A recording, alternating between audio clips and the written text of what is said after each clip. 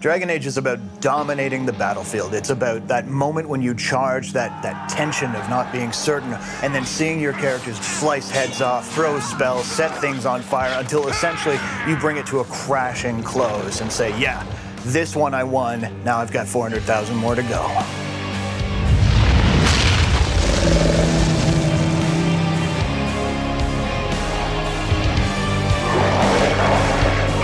Dragon Age is really a return to the thing that brought me to BioWare in the first place. When I started at BioWare back in Baldur's Gate 1 days, we were making the pinnacle of fantasy gaming, and I think we've really come back to that with Dragon Age Origins. What we've done is we've taken the best of high fantasy and the best of darker, lower fantasy and combined them into one game. So you're taking, like the Tolkien, the overarching good versus evil metaphor that draws you through a high fantasy game, but the darker, grayer choice and consequence of something like a George R.R. Martin or a Conan, and we combine them. So you're playing as a Grey Warden, and you have to save the world, but the way you do that sometimes means you have to make some pretty tough choices. I think with Origins, what we managed to hit is a note of the familiar and yet the uncanny. It's certainly a game that's going to have elves with pointy ears. Yeah, we're not going to change the dwarves. Many of them do have beards, for sure. But within those expectations, we understand them well enough ourselves that we've managed to break a lot of them and say, you know, sure, the elves do have pointy ears, but they're also, up until recently, enslaved and live in ghettos in the city.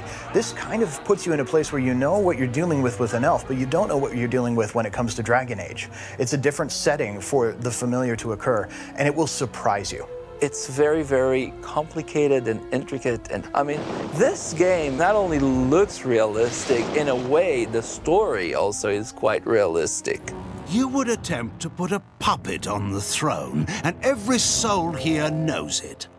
The better question is who will pull the strings? So this is a world already with a lot of conflict going on, and now when we start off Dragon Age Origins, a blight, there's these darkspawn rising back from under the ground are coming to consume the earth once again, and this is what you're fighting against. Farewell, Mother. Do not forget the stew on the fire. I would hate to return to a burned-down hut. Bah! 'Tis far more likely you will return to see this entire area, along with my hut, swallowed up by the blight. All I meant was... Yes, I know. The characters in the game aren't two-dimensional. The way that a player interacts with them is going to change who they become. They have their own motivations and their own desires and their own hopes and dreams. You're going to have party members talking to each other, they're bantering. Having Morgan and Wynne in your party at the same time, because they're both mages but coming from very different schools of thought on magic, there's going to be a lot of bickering, a lot of different discussion on the way magic works, just by having those two people in your party. They're reacting to everything that you do. You'll take an action in the world, and a party member will speak up, and perhaps they'll object, perhaps they'll approve, and you may change your course of action based on that, or suffer the consequences, right? The consequences are what the game is all about. It's like dancing on a field of razor blades, so it may be possible to make it through Dragon Age Origins with everyone happy, but you're gonna have to be really careful about what you're doing. There was a lot of writing that went into Dragon Age. It appears it will be civil war after all, despite the Darkspawn.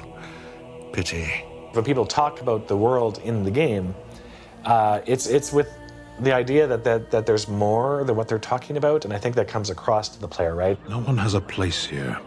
Your farmers wish to be merchants. The merchants dream of being nobles, and the nobles become warriors.